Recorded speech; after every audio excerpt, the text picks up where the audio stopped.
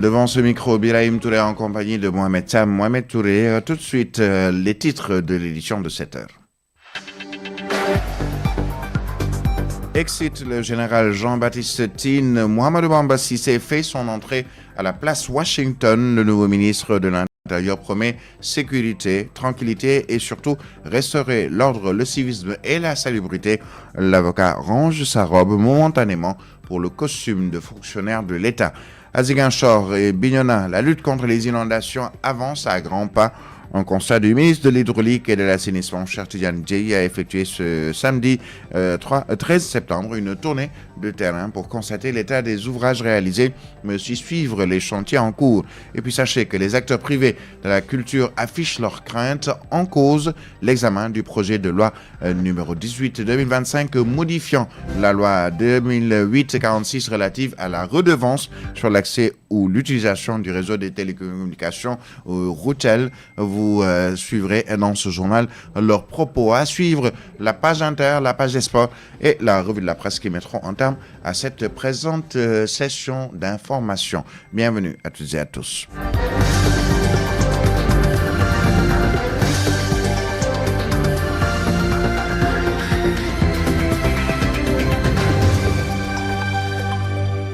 Matinale à toutes et à tous, l'actualité sur la 90.7 Africa 7 du groupe Solo Média.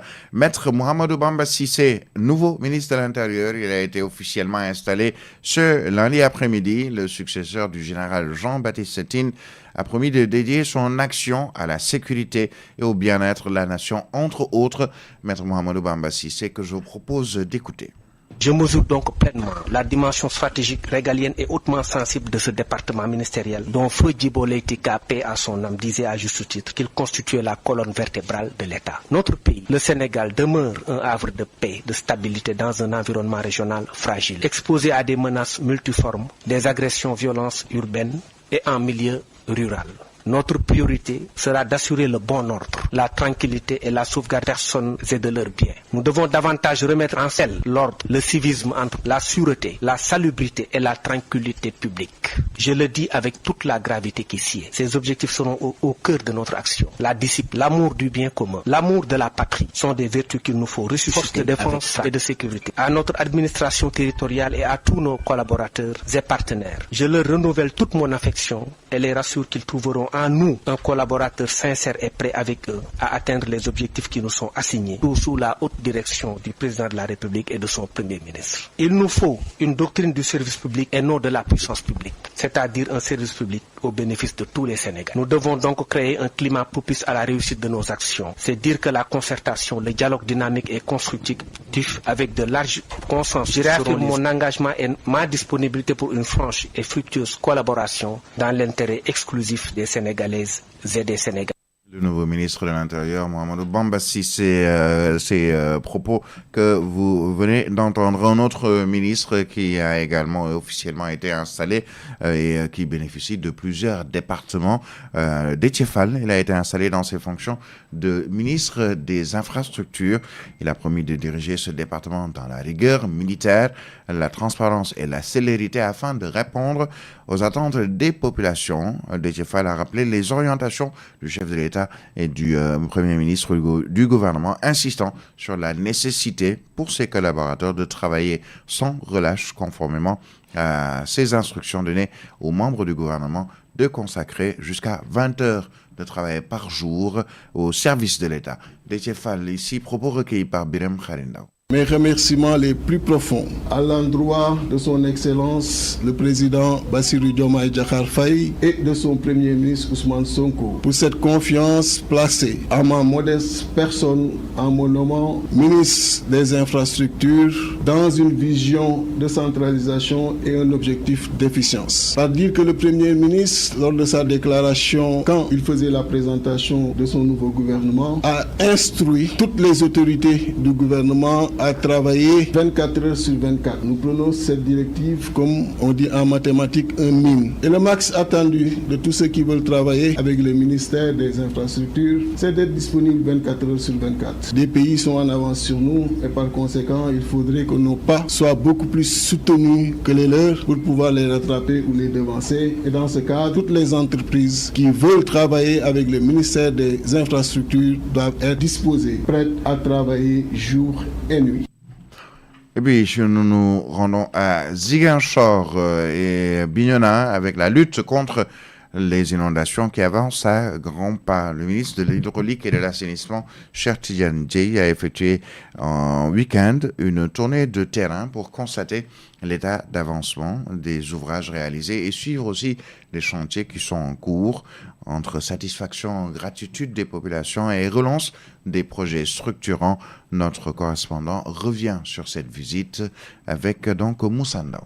En tournée dans la capitale du Sud, le ministre de l'Hydraulique et de l'Assainissement s'est d'abord rendu à Bignona, où le canal de Tengori a retenu son attention. Un ouvrage naturel qui divisait le quartier en deux et constituait une menace permanente pour la sécurité des populations. Les travaux réalisés par la Direction de la prévention et de la gestion des inondations en relation avec le génie militaire, ce travail est le fruit d'une promesse ou d'un engagement que j'avais pris l'année dernière suite à une visite que j'avais effectuée sur place. Et suite à cet engagement, nous avons réalisé immédiatement des travaux confortatifs pour stabiliser les parois, mettre des passerelles pour assurer la circulation des populations. Et aujourd'hui, c'est avec satisfaction que j'ai pu constater que ce travail a été réalisé avec la grande satisfaction également des populations. Une promesse tenue selon les populations et les élus locaux qui saluent l'appui de l'État. Sidi Badi, le maire de la commune de Tengori, appelle les populations à entretenir cette infrastructure. Et je voudrais ici solennellement remercier les ministres de l'Hydraulique et de l'Assainissement et de toute son équipe technique qui n'ont ménagé aucun effort pour venir encore une fois nous garantir que l'État a pris le canal à ciel ouvert de Tengori comme une priorité de leurs activités. Et donc ce n'est qu'un départ et comme je vous l'avais dit, Inch'Allah Rabbi, ce canal sera un vieux souvenir. On a beaucoup attendu, on a beaucoup souffert, on a perdu des âmes et c'est pourquoi je veux lancer un appel à la population de Tengori que recevoir c'est bien, mais pérenniser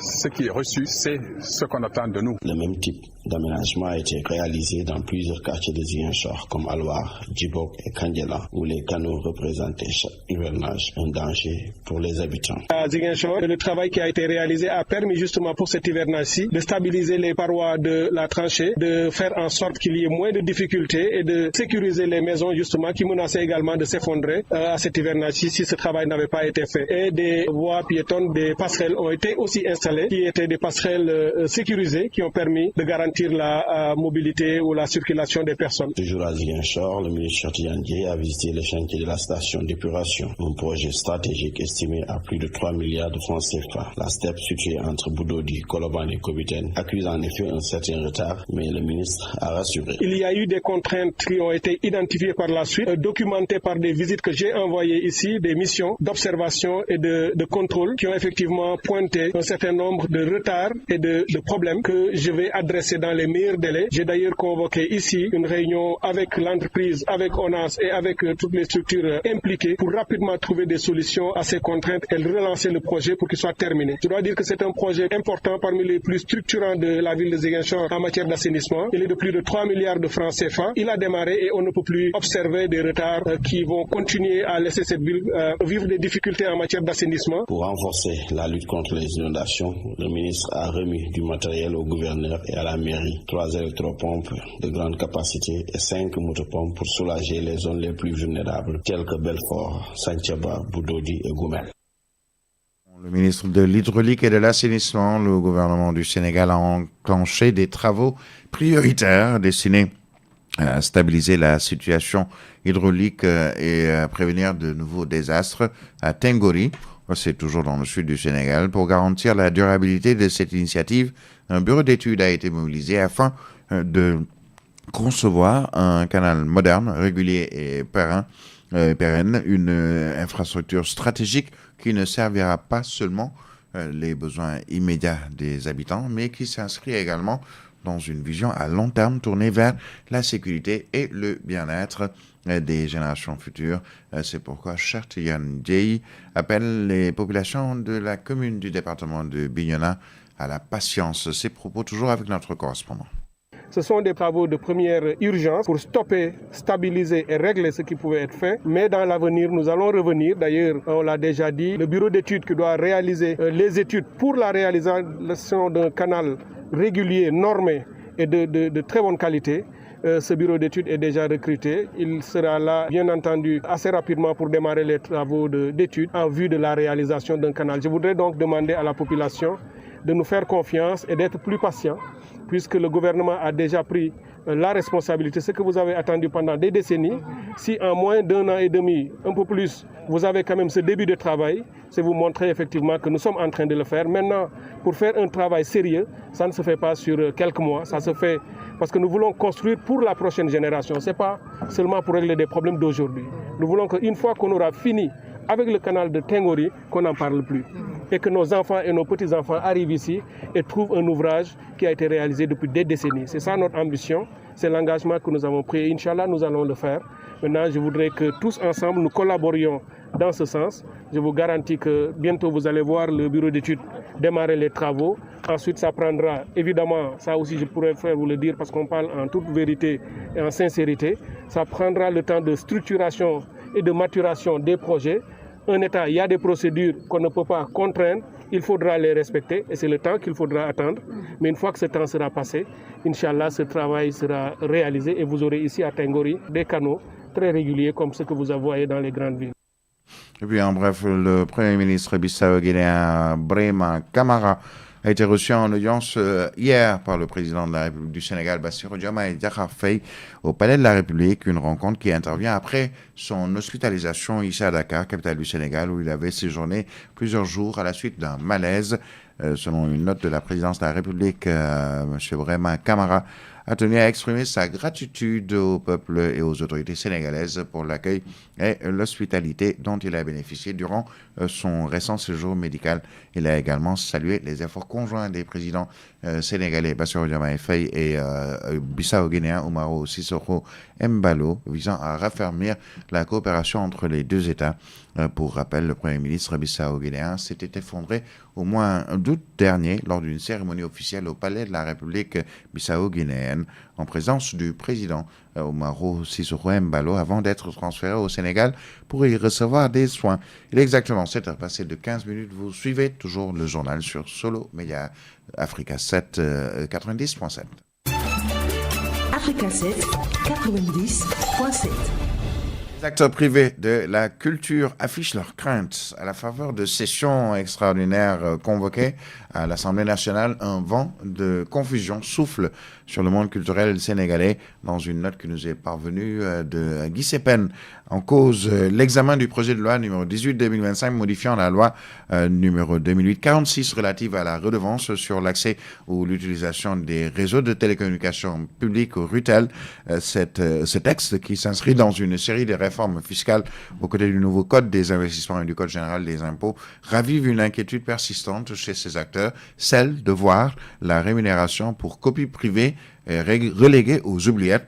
Une incohérence fiscale selon toujours Guy Sepen qui, selon lui, estime qu'il va fragiliser la culture, selon ces acteurs culturels, la réactivation plutôt de la fiscalité à l'importation sur les appareils de téléphonie fixe et mobile sans articulation claire avec les mécanismes de la copie privée soulève une contradiction majeure.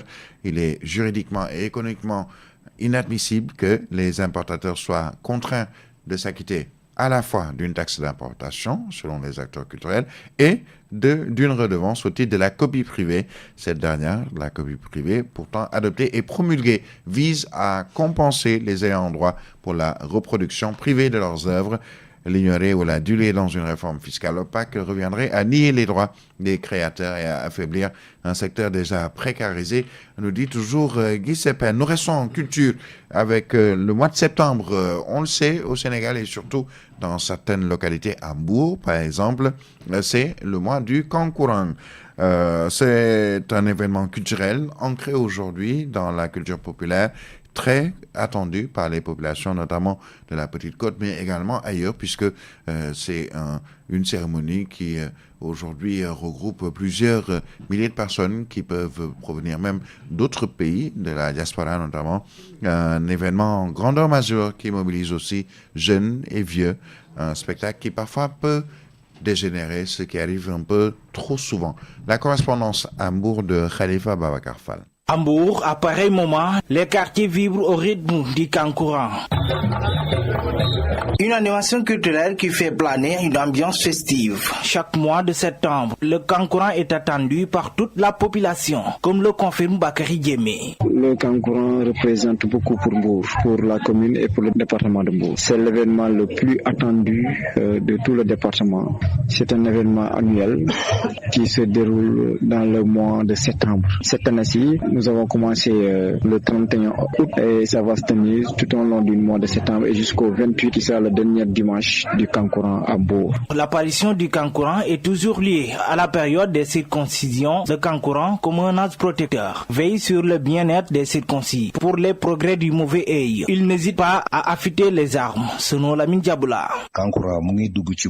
Le Kankourang a débuté à Mbour en 1804 à Mboulé. Donc, c'est vers les années 1800. C'est bien avant l'existence du Sénégal, puisque le Sénégal a obtenu son indépendance en 1960. On nous dit que cela a commencé à Mboulé. C'est après qu'ils ont rejoint la ville de Mbour en 1904. Cela fait partie de la culture des sorciers. Donc, ce sont les sorciers qui l'ont amené ici à Mbour. Et comme ces derniers sont des adeptes de la Teranga, et eux cherchaient également des belles villes pour y vivre, c'est ainsi que ces sorciers ont été accompagnés de leurs voisins, ce qui est à l'origine de tous les problèmes que nous rencontrions aujourd'hui. À Mbour ou en Casamance, le phénomène du Kankourang est devenu un événement inscrit dans l'agenda culturel des villes. Tous les dimanches, l'apparition du Kankourang crée du spectacle. Et même si parfois ça dégénère, le Kankourang reste toujours un moment de fête et de liesse populaire. Actualité internationale.